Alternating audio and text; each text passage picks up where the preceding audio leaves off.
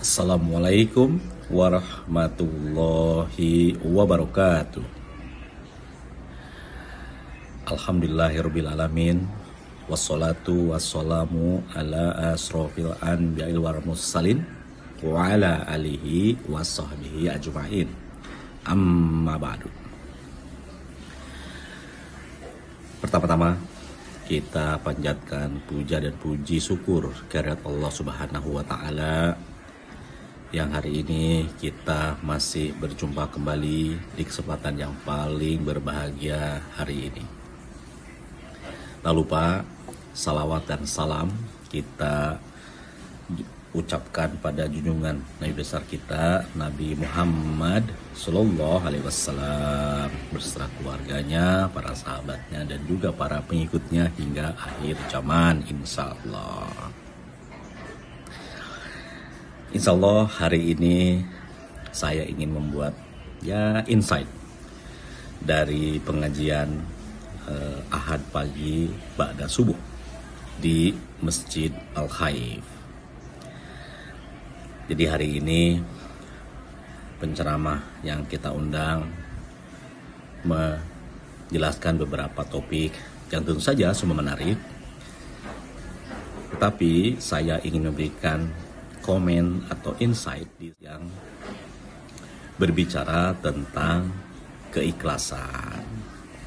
Jadi keikhlasan itu sebuah kegiatan hati kita yang sulit diukur, karena memang ikhlas itu diperlukan sebuah niat lillahi ta'ala yang luar biasa, dan amal-amal ibadah kita akan menjadi hilang bila kita terjerumus pada penyakit riya, yaitu kita mengumbar kegiatan atau aktivitas ibadah kita yang tadinya ikhlas, tapi karena kita mengumbar dengan tidak ada maksud taklim atau saling memberi pengajaran, akhirnya jatuhnya menjadi riya dan hilanglah pahala kita semua. Menarik sekali ketika ungkapan atau topik ikhlas ini dihubungkan dengan persiapan mudik. Jadi memang mudik itu hakikatnya adalah kembali ke asal. Jadi pada saat kita mudik di Idul Fitri, kita mudik secara harafiah fisik dari kota ke desa. Pada saat kita mudik tentu kita mempersiapkan banyak persiapan, mulai dari kendaraan yang kita persiapkan, bekal-bekal yang harus kita persiapkan. Mulai dari kendaraan yang kita persiapkan, bekal-bekal yang harus kita persiapkan.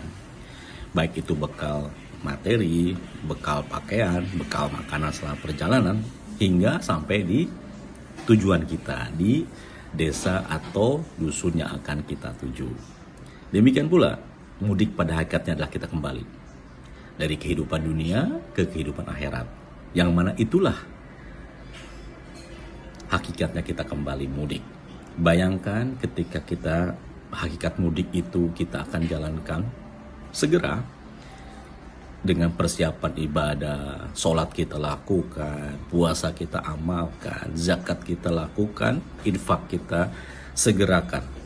Bayangkan ketika itu semua menjadi hilang pahalanya, karena kita terjerumus pada riya, karena kita mudah menceritakan pengalaman rohani kita ke orang lain dengan tujuan yang tidak jelas, yang akhirnya menjadi pamer dan sombong.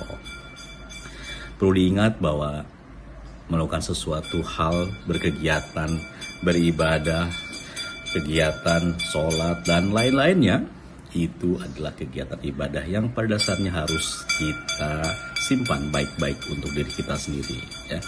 Jadi jangan sampai kita akhirnya terjerumus pada riya, menghilangkan pahala kita, bahwa itulah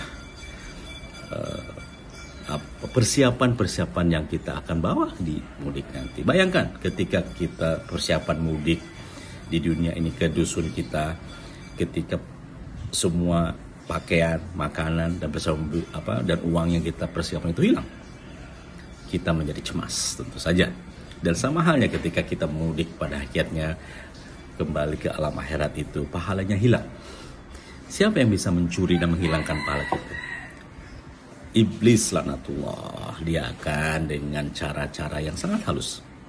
Misalnya tiba-tiba ada orang, oh tolong ceritakan pengalaman rohani Anda, oh apa yang kamu lakukan pada saat Ramadan, oh apa yang Anda lakukan pada saat setelah Ramadan. Tentu itu adalah bujuk rayu iblis untuk membuat kita terjerumus ke masalah ria. Insya Allah teman-teman muslim yang mendengarkan, mudah-mudahan kita merasa diawasi bahwa tidak perlu menceritakan banyak hal tentang ibadah kita, kecuali memang untuk tujuan taklim atau tujuan ibadah yang membantu teman-teman kita tebal rasa keimanan.